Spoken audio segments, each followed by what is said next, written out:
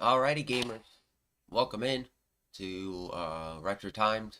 I'm Nosaj Ttimmed, and yeah, we're gonna do the same thing we normally do here. Start off by reading the Bible. I'm gonna record that, and then we're going to get into the gaming news. So I'm gonna try to narrow it down a lot shorter today again, so that way we can get more gaming news out of the way.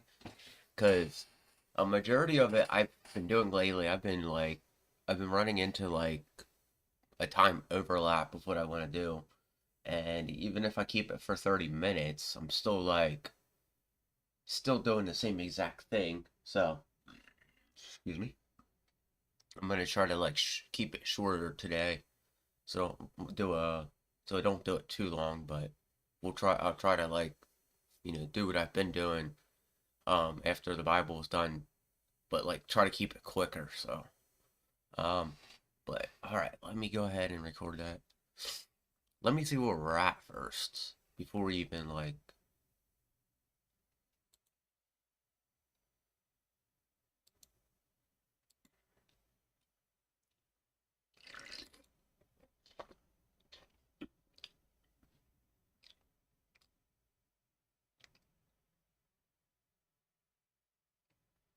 Oh, that's why he said it's off. Okay. Um. All right. Looks like we're on. Going to my lives because I did a live last night. We're on 42. All right. So.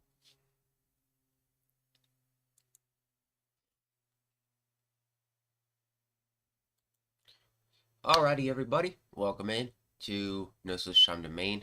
I'm Nosaj Ttimmed, and today we will be reading chapter 42 in the new and yeah, I'm gonna just I'm gonna re-record that because that was a mess. Genesis chapter 42 is what I was trying to say.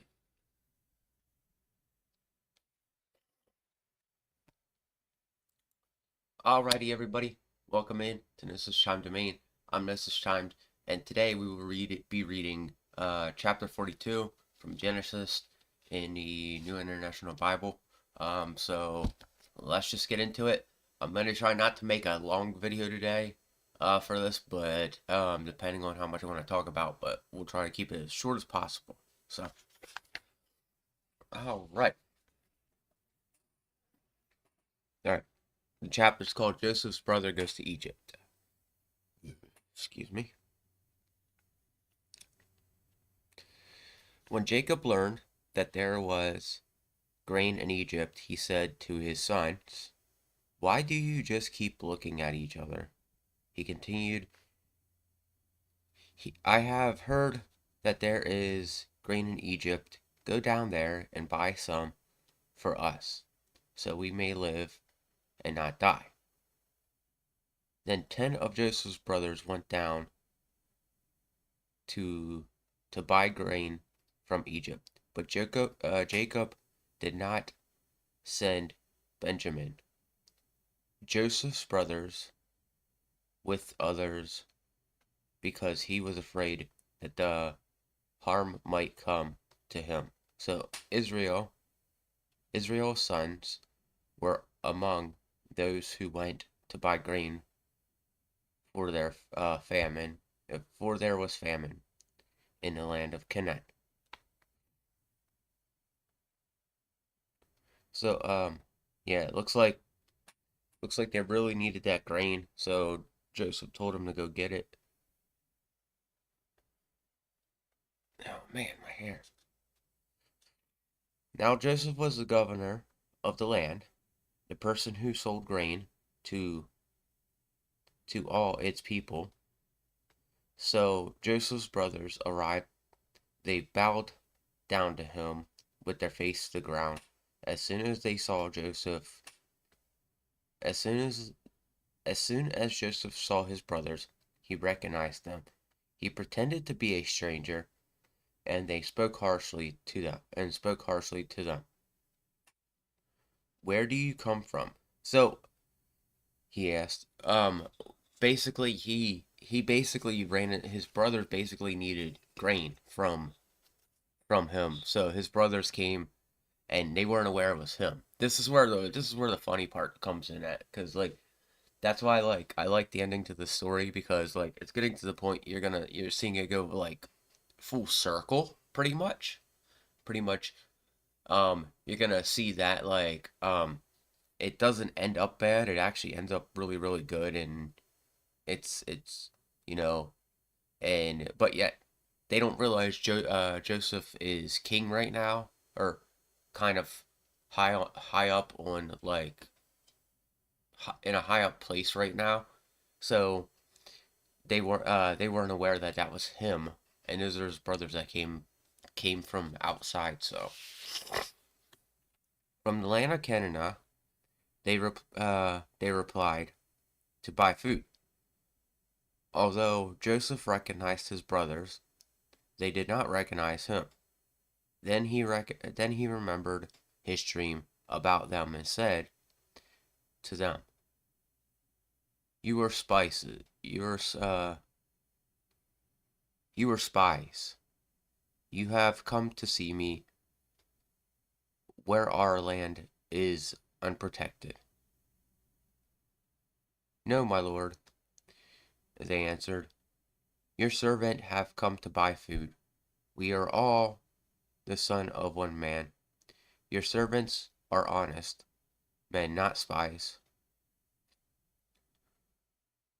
So that's yeah, they're just he's just egging it on right now. He's like, man, he wasn't sure well, he's egging it on right now because he knows this is his family, and he's like pretty much just like, okay, now these guys are gonna learn a little bit about what I went through. So, "No," he said to them, "you have come to see where our land is unprotected." But they replied, "Your servants were 12 brothers, the sons of one man, who lives in the land of Canaan. The youngest is own the youngest is now with our father, and one is no more." Joseph said to them. So basically, they explained how many people are in Joseph's family right now, considering the fact that Joseph isn't around, and they just explained that Joseph was the one that's no more. So they basically repeated back everything he said, or like everything. They basically repeated, or no, basically told Joseph what he needed to know about them. Joseph said to them, "It is just as I told you. You are spies, and this is how you will be tested.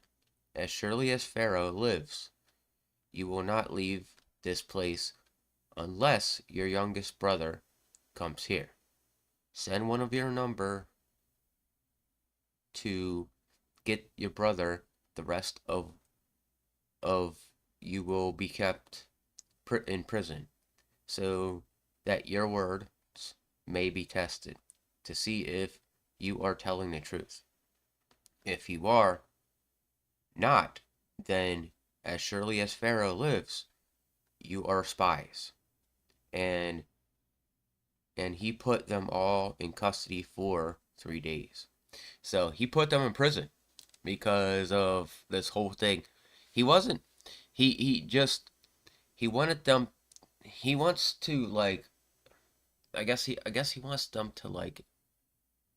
He doesn't want them to know he exists yet. He's toying with them to see what they will do. Um, but basically, what we're seeing is how Joseph handled the way from being, kind of kicked away from his brothers, and you'll learn that he does, a good. This is a good ending, like I said. But um, right now he's just toying with everybody in his family. So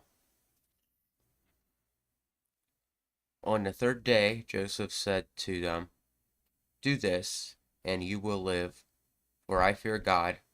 If you are honest men, let one of your brothers stay here in prison, while the rest of you go and take grain back for your starving household. But you must bring your youngest brother to me so that your words may be verified and that you may not die. This is this they proceeded to do. So he basically told them to get the young brother.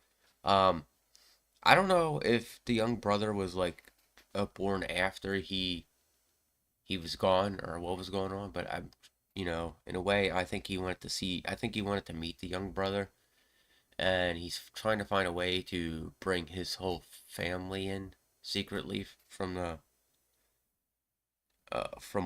what it sounds like. But we'll see we'll see what happens. They said to no. They said to one another, "Surely we are being punished because of our brother." Exactly. We saw how distressed he was when he pleaded with us for his life, but we would not listen. That's why this distress has come to on us. Reuben replied. So they feel like it just is going full circle now. That all that time after his brother's gone, that they're still being punished for what they did to their brother, and that stuff. Depending on what it is, sometimes your punishment will be a long, long time. So Reuben replied, "Didn't I tell you to sin against the boy? But you wouldn't listen. We must give an accounting for his blood." They did not realize that Joseph could understand them since he was using an interpreter. He turned away and began to weep, but then came back and spoke to them again. He had Simon take from them and bound before their eyes. Joseph gave orders to fill their bags with grain and put each man's silver back in his sack and to give them provision for their journey. After this was done to them, they loaded their grain on their donkey and left. At the place where they stood for one night, uh, at the place where they stopped for the night, one of them opened his sack to get feed for his donkey and saw his silver in his mouth, his donkey, and he saw his silver in the mouth of his sack. "My silver has been returned," he said to his brother. "Here it is, in my sack." Their hearts sank. They turned to each other, trembling, and said, "What is this God has done to us?" So they feel like they just got punished for they feel like they basically got wronged for going there. Um, they still had everything, but they got the silver returned to them that they used. So,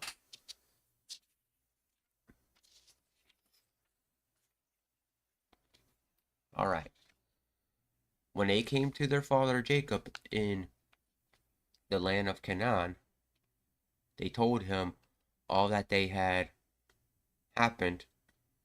They said, "The man who is Lord over the land spoke harshly to us and treated us as though we were spying on the land. But we said to him, 'We are honest men. We are not spies. We were 12 brothers, sons of one father. One is no more, and the youngest is now with our father in Canaan.' Then the man who is Lord over the land said to us, This is how I know whether you are honest men. Leave one of your brothers here with me. Take food for your starving household and go. Bring your youngest brother to me, so I will know that you are not spies, but young, honest men.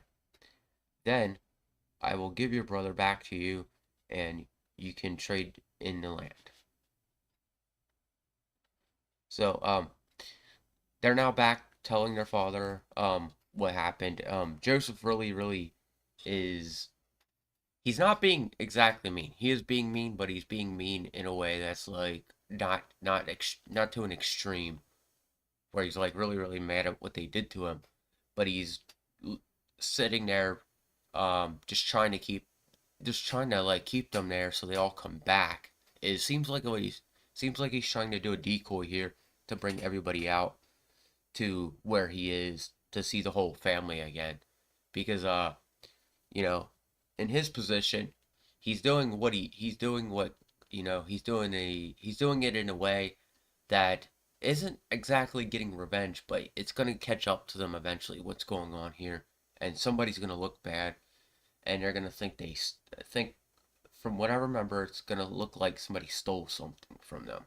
So, as they were emptying the sacks, there in each man's sack was a pouch of silver. When their father saw the money pouches, they were frightened. Their father Jacob said to them, "You have depraved me, my children. Joseph is more, and Simon is no more. Joseph is no more, Simon is no more. And now you want to talk to Benjamin. Everything is against me." Then Reuben's father said, "You may put both of your sons to death if I do not bring him back to you. And trust him to take care, and I will bring him back."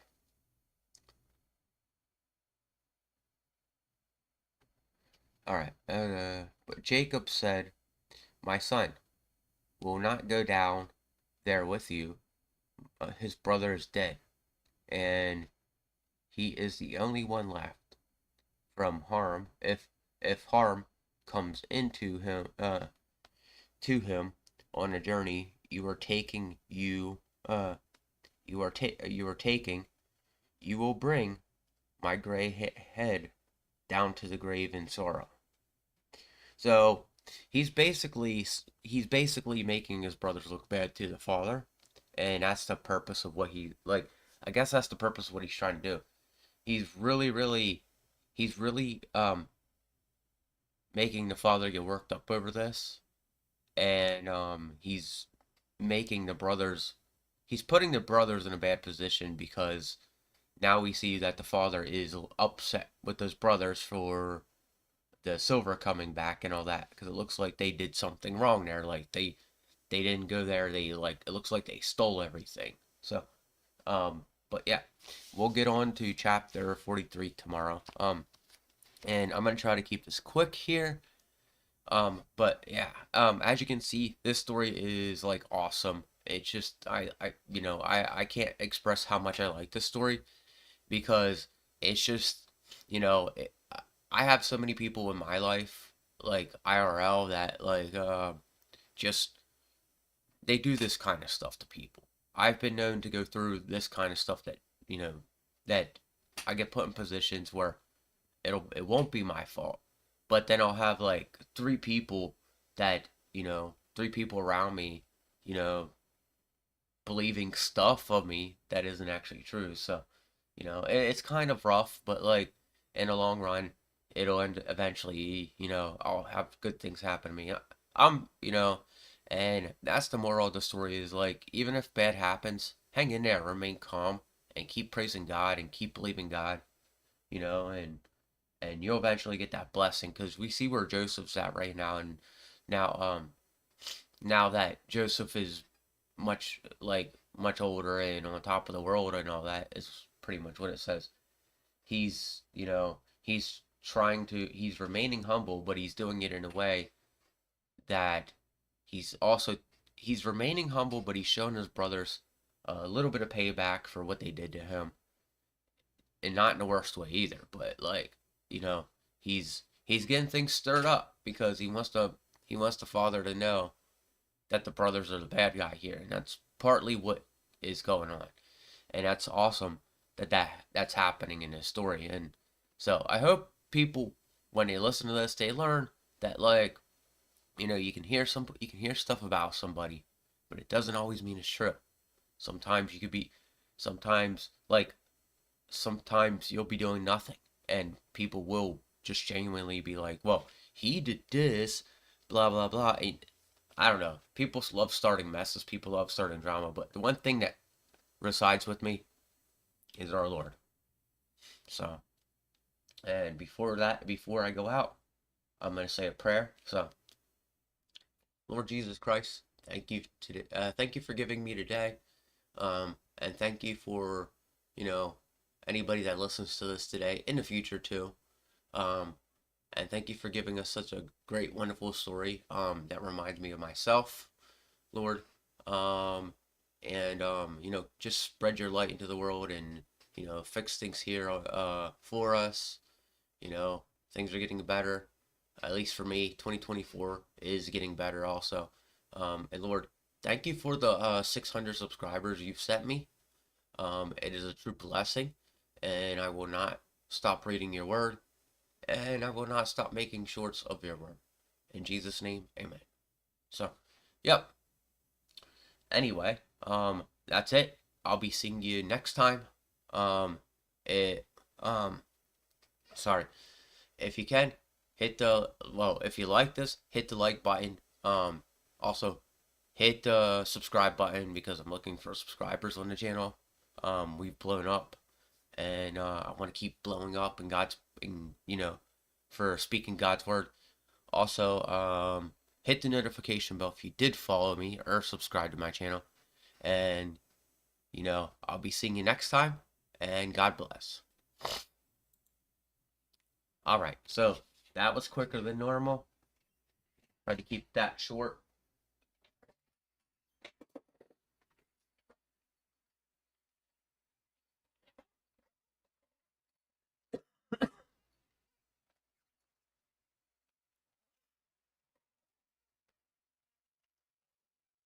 Alright. So yeah, that's one of my favorite stories. There's another one later on that's like really, really good too. But I think Joseph is like my favorite story because it's a long story, and it shows a whole time frame of a guy just like going through a bunch of stuff. So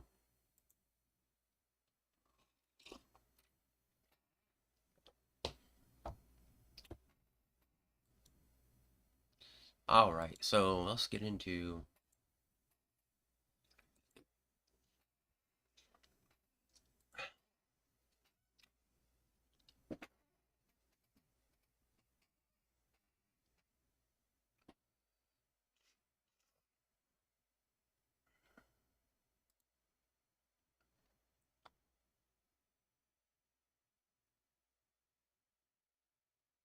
alright.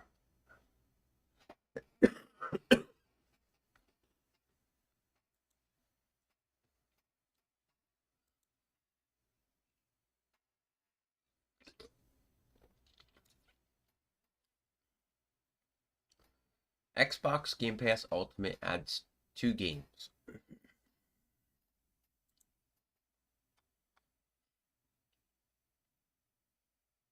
We see this like every day. I don't know why I don't know why we need to see advertisements for this game. The latest update for the Ultimate tier of Microsoft Xbox Game Pass subscription service has been added 2 more games has added 2 more games for subscribers to check out. I'm drinking coffee and I'm drinking an energy drink because the coffee is good for like caffeine. So is the energy drink, but there's one that's warm and one that's cold.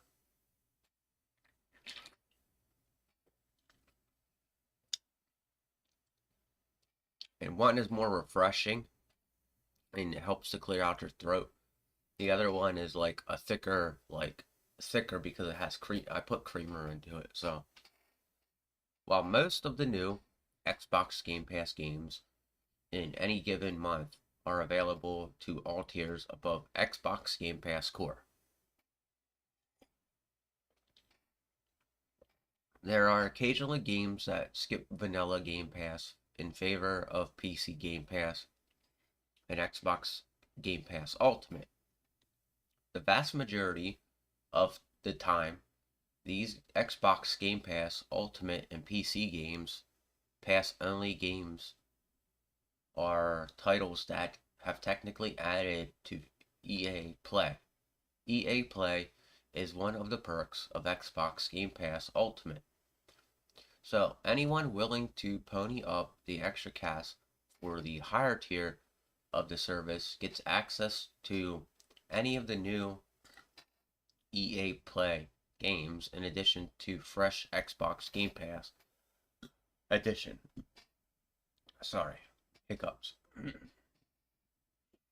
In any case, Xbox Game Pass Ultimate and PC Game Pass subscribers can check out Super Mega Baseball 4, and as of January 11th, with the game available to play across the across the cloud, Xbox console, and PC. All Xbox Game Pass subscribers minus Xbox Game Pass Core subscribers can also check out We Happy Few with it to available to play across the cloud, Xbox, and PC.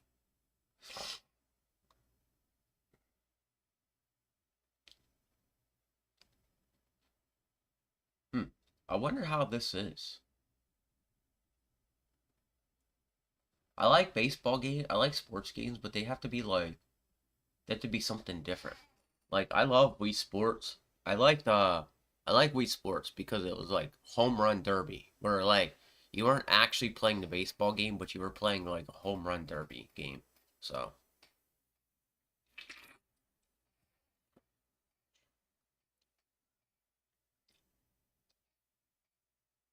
for those unfamiliar with the new Xbox Game Pass Ultimate Games, Super Mega Baseball 4 is already is is an arcade baseball game that released in 2023 to mostly positive reviews. In general, the Super Mega Baseball game have been plenty has been pretty consistent of earning high marks,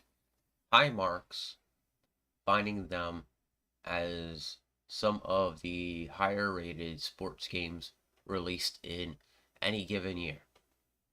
Baseball fans that have yet to check out the latest installment should definitely make a plan to do so now that Super Mega Baseball 4 is readily available to play through Xbox Game Pass Ultimate.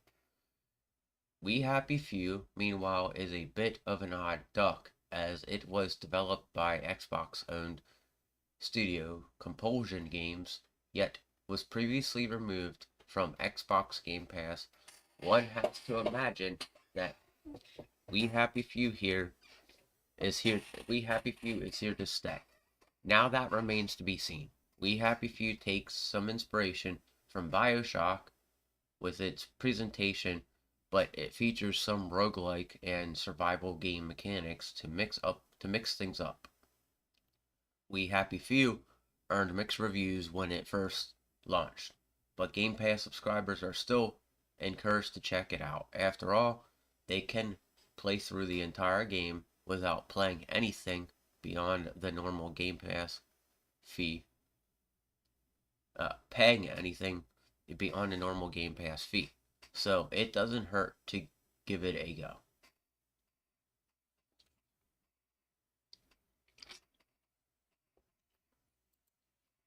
All right, there's some games if you want to check them out that are coming to Game Pass.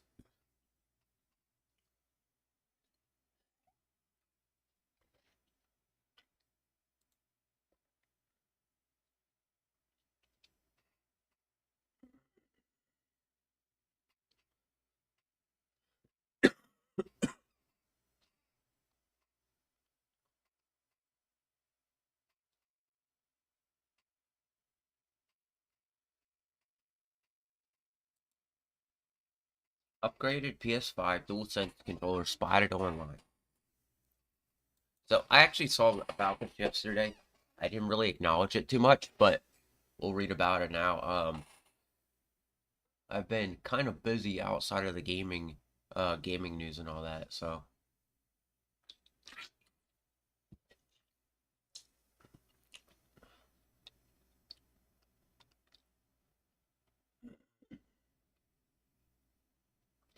an upgraded version of the innovative PS5 DualSense controller has appeared online, raising excitement for its greatly improved battery life. In particular, the hallmark of Sony's latest PlayStation controller is, of course, the haptic feedback and adaptive triggers, with many games taking advantage of the DualSense's unique features to increase players' immersion.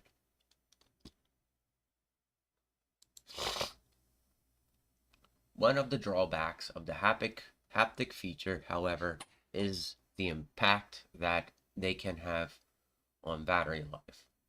While the wireless DualSense controller has been reported to offer 6 to 12 hours of playtime, Sony advertised the battery life to be the same as the DualShock 4, which is about 4 to 8 hours. However, many users reported getting as little as 2 hours between charges, and that number only decreased with time as repeated usage and age eat into the rechargeable battery's lifespan.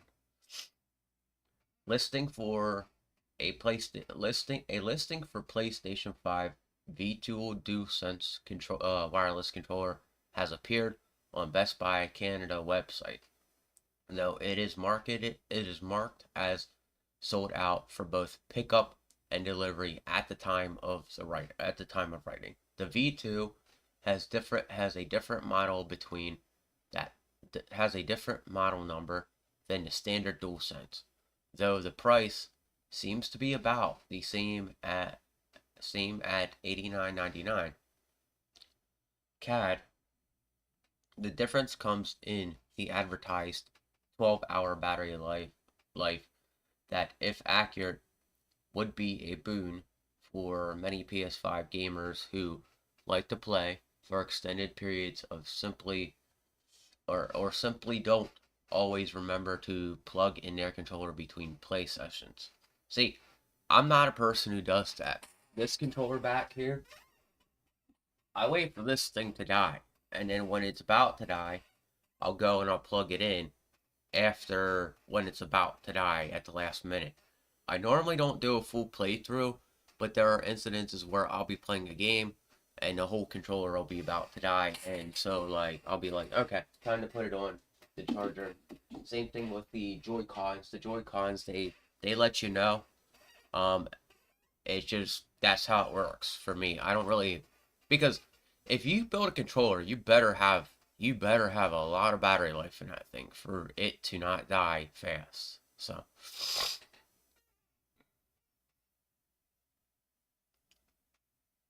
advertised 12-hour battery life, included DualSense charging station. Another notable difference is that Best Buy Canada listing states that a PS5 DualSense charging station, which normally sells separately for $29.99 USD, is included with the V2. Other than those two specifications, the current DualSense controller and the V2 seems to be exactly the same. As far as dimensions, they have identical width, height, depth, and weight at 6.3 inches, 4.2 inches, 2.6 inches, and 280 grams, respectively. Of course, it's important to keep in mind that this listing for a V2 DualSense controller might be enormous and not actually represent a new peripheral. In fact, the included charging station has led to some believe has had led some to believe that the listing might simply represent a special controller bundle that's planned for release in the future. Rumors that Sony might be working on a new version of a DualSense controller were revived in late November 2023, when a patent was filled with unveiled uh, was filed that unveiled some interesting new features for the already groundbreaking peripherals. These include machine learning that tracks a player's performance, determines if they might need help, and then lights up the controller buttons faces to provide gameplay hints. It's worth noting that none of the new features listed in previous filed patents appears on Best Buy Canada listing for the V2 DualSense.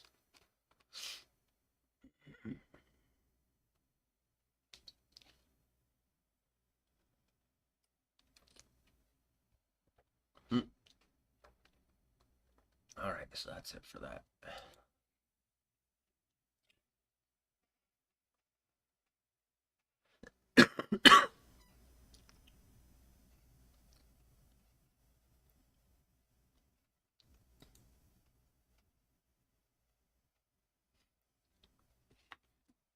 Give me a second, I'm gonna check something on my phone.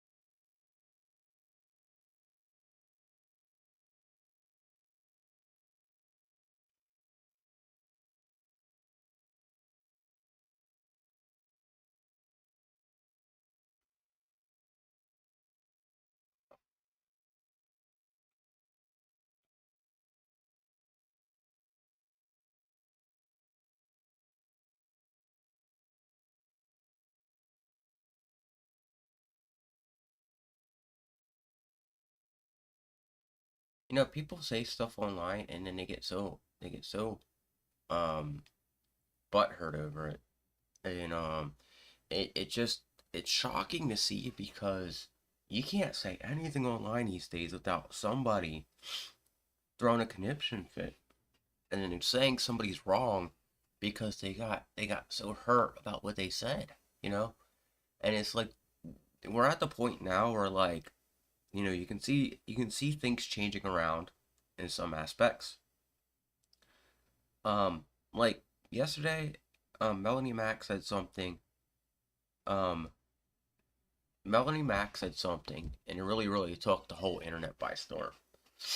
It kind of inspired me to keep the mentality I have going, just this like, I'm at peace with doing the Bible and all that, but there is a point to me where you I will not accept certain things going on within certain things because I'm not entitled to accept those things. So if I feel like something isn't right, I'm definitely gonna like be like, nope, I'm not giving you the respect you deserve.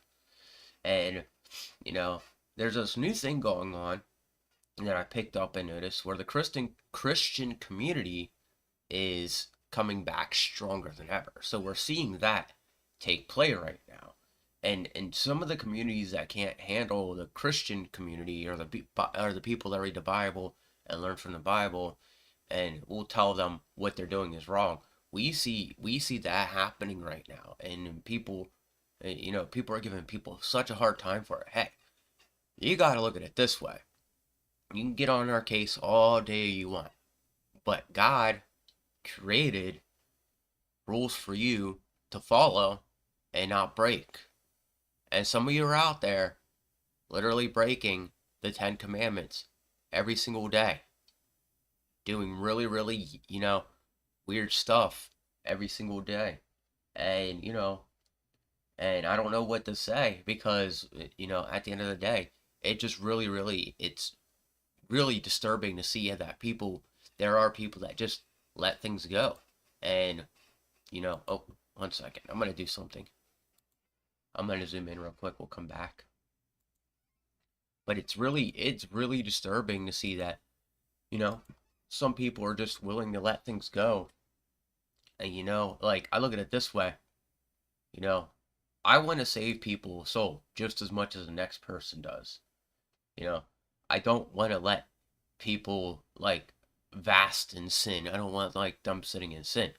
But there's people that you can't pull them out of that state. So you kind of just like gotta let them be. And some people think it's okay and they go about their merry little lives, and it really shows itself, you know. And even in real life, I read the Bible and there's people that get absolutely furious about me doing it. And so I look at it this way. You do what you do behind closed doors, okay? I'm not doing stuff behind closed doors like you. I'm reading to God's word, and that's bothering people. Like, that is something that is extremely weird. They'll do the weirdest stuff behind closed doors, sexually. But they'll get bothered by you for reading a book or reading the Bible in person, in public, all that kind of stuff. And that's something that blows my mind because there's people out there doing stuff so much worse than me reading the Bible it is amazing what I see sometimes go on in the world. And people literally sit there and they get mad at me for reading the Bible. Look, you're the ones out there doing the weird stuff. You guys are out there doing this shameful stuff. And then you don't like that I'm reading the Bible? Come on.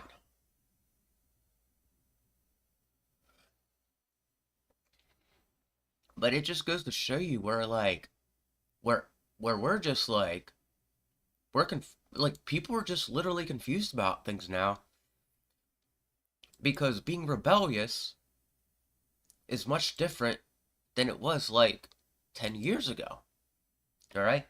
Today being rebellious is, sticking to what you know, which for me is God, sticking to Christianity. That's the most rebellious thing I can do right now. You know? What that's just back when this whole thing started, this homosexuality, LGBT, all that, it was rebellious. It was rebellious back then, and we all fell into it, like we all just accepted it. And now look where we are. And I saw this coming. I got to a point where, like, even I myself, I was in this relationship with my longest running ex, and she had a friend that was into that kind of stuff, and my family wasn't fond of him. I was okay with him because that was her friend. But now that I sit there and think about it, he destroyed my whole relationship with her. And he also, like, there was a lot of stuff that, could have changed now that I think about it. But she didn't want, she was more than okay with letting people be that way. And that's where, for myself, I started finding God at some point. Well, when I found God, that's when my family strayed away from me, and everything started going to thing started like just going around in a tornado for me, and everything just blew away, metaphorically. So now I am where I am, and I look at it this way. I'm not mad. Part of me is, well, part of me still, and I'm not mad about it anymore. what it is like, I saw what can happen when you let those people, step into your life. I remember back in the day when this first thing came full blown. Okay, so hold on.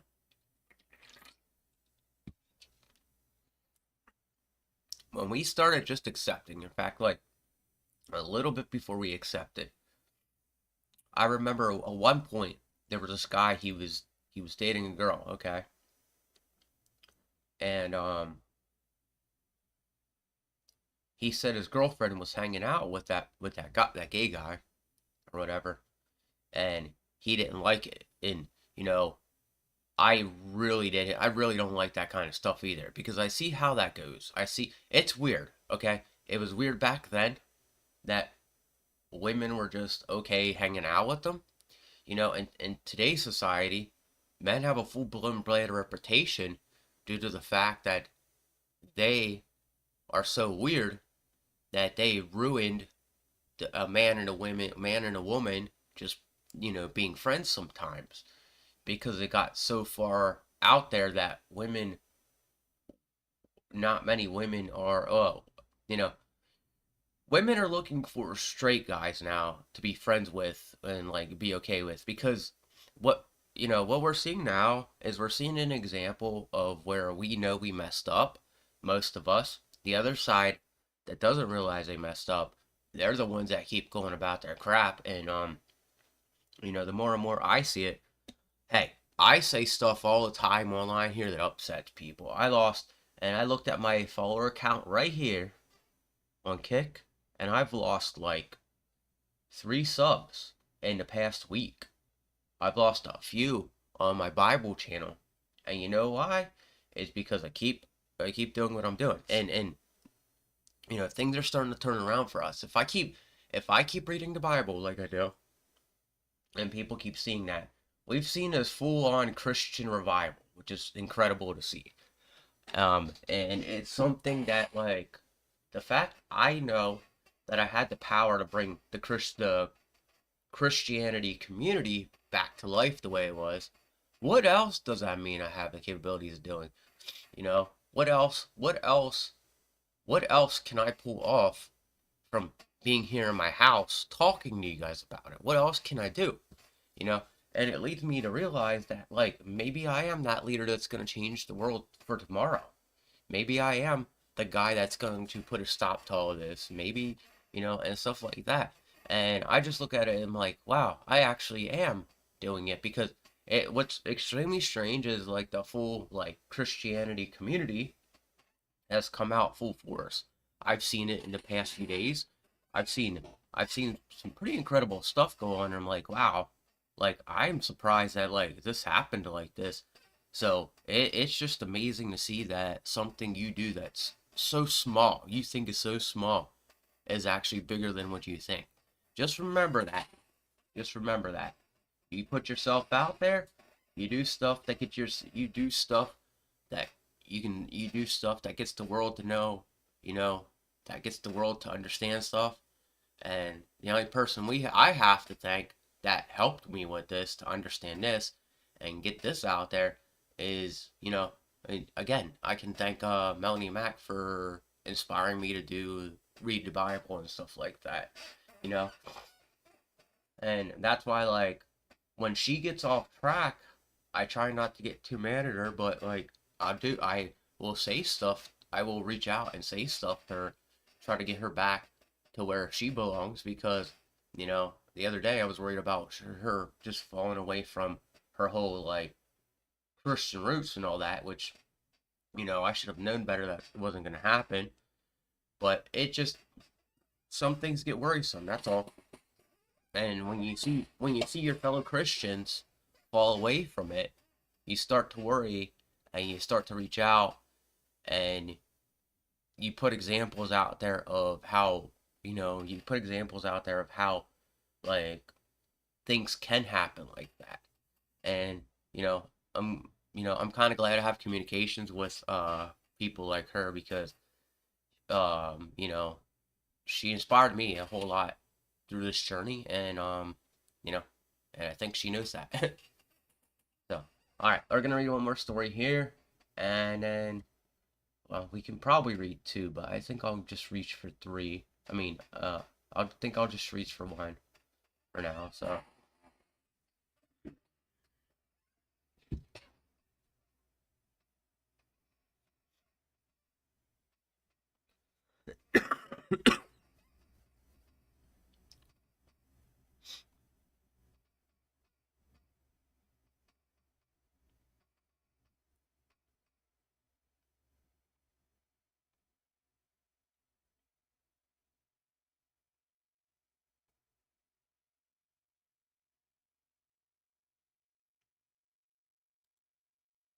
Alright, so this is new. Alright, so the DLC adds this. AEW Fight Forever DLC adds one of the promotion's current champion. Alright.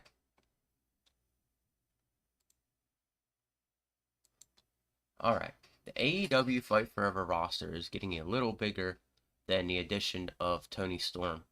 The current regaining AEW Women's World Champion, All Elite Wrestling, more retro style answer to the WWE 2K series finally launched back in June after a nearly three-year long development cycle and several delays.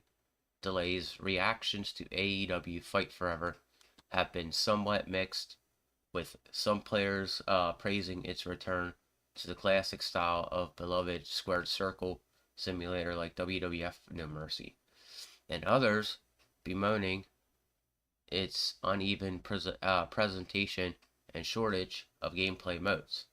Despite this rough start, publisher THQ Nordic and former WWE video game developer Yuke's are continuing their support for AEW Fight Forever by adding new matches, new match types, and playable wrestlers all year long.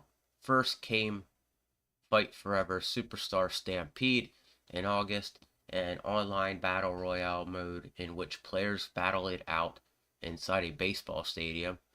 December saw the addition of Beat the Elite, a gauntlet that pits players against 10 opponents, leading up to a final confrontation with a member of the Elite. Additionally, AEW Fight Forever fans can now take to the ring as Anthony Bowens and Max Caster of Acclaim.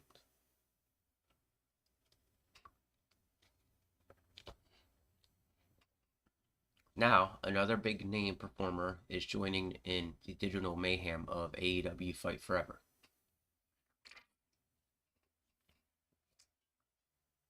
As revealed in the new trailer on THQ Nordic YouTube channel, Toni Storm, who was previously announced as part of the AEW Fight Forever Season 2 DLC Pass, is now available to purchase and download as Herald by montage of the timeless wrestler in action.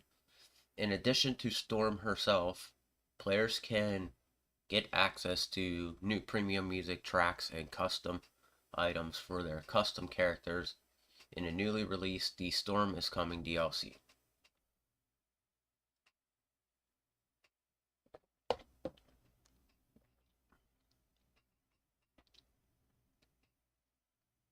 I guess that's Toni Storm right there.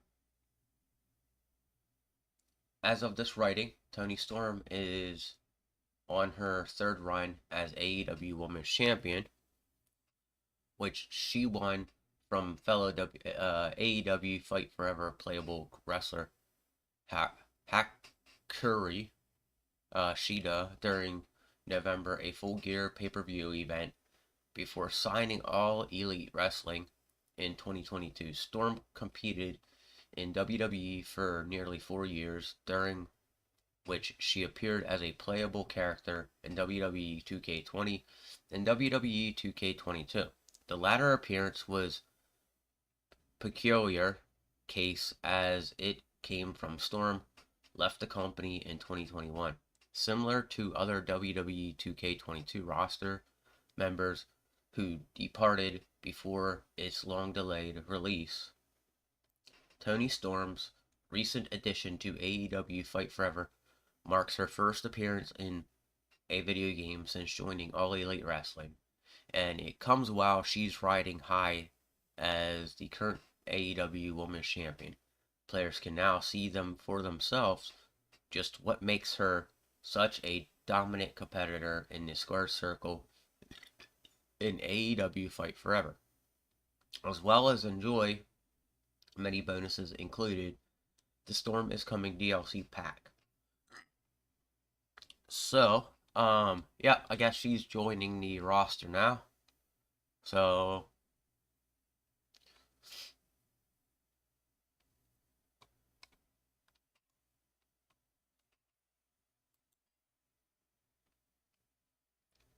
yeah, it looks like they're trying to like just keep the game up to date with the competitors in it.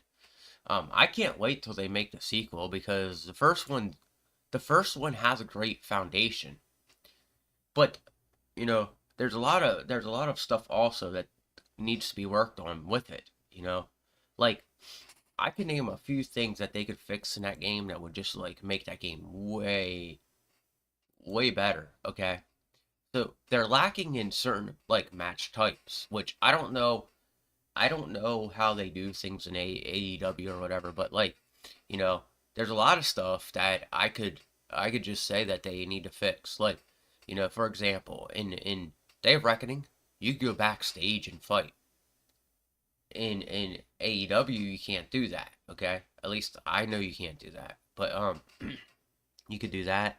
There was more freedom to the game back then, and we're not seeing that. We're not seeing that right now, and you know, we'll probably start. They'll probably do something with that here in the near future. I'm hoping they do. So, but yeah, I really think that like they're gonna change some things up, and I don't know when they're actually going to be working on a second one yet so far. But the first one they did, it was the way it's played. I liked it at first, but I played it a little bit, and then I was like, huh. After playing it for so long, you start to see problems with it, okay? You took off the rose glasses, okay? So one of my major problems with the AEW game is that you can't when people have people in submissions, you can't run over and just knock them out of it. You gotta like you just gotta like they just sit there and just still do the same thing. All right, you can't knock them out or something. All right. And on top of it, usually you should be able to put more than four men into a ring, okay? Well, you should be able to put four men per match. Like, there's some matches that you should be able to put four men in just because that's the way those games go. Because in every wrestling game in history, when they started getting more advanced back then, you were able to put four people per match. Now, you're not even capable of putting two men inside of four men inside of certain matches in that game. That's what bothers me about it. Like the exploding barbed wire match, you could put four people in that and still be able to play that. Think about that kind of stuff. You know, that was the purpose of why I liked their reckoning so much is they pushed the limits. They pushed the limits of an actual they pushed the limits of the wrestling game to a whole new limit. And that's why I liked it. You know, and it had that like pizzazz about it where like that what they had their you could put like Hell in a Cell was an example of like in WWE you never see a four-way fatal Hell in a Cell match. All right, never. In Day of Reckoning, you could have a four-way fatal Hell in a Cell match. That was what was incredible about it, you know, or like you could take everything backstage, stuff like that. So they really have a lot. They really have a lot they need to add on to what they have now, because what they have in now is good. It's good. All right, but they need to rework it. Anyway, I'm gonna get off here. You guys take it easy. I have some things I gotta do. I'm gonna upload that Bible video before I leave today. I got work today. I'm off tomorrow, so I'll be able to do this longer. But anyway, have a good day. God bless.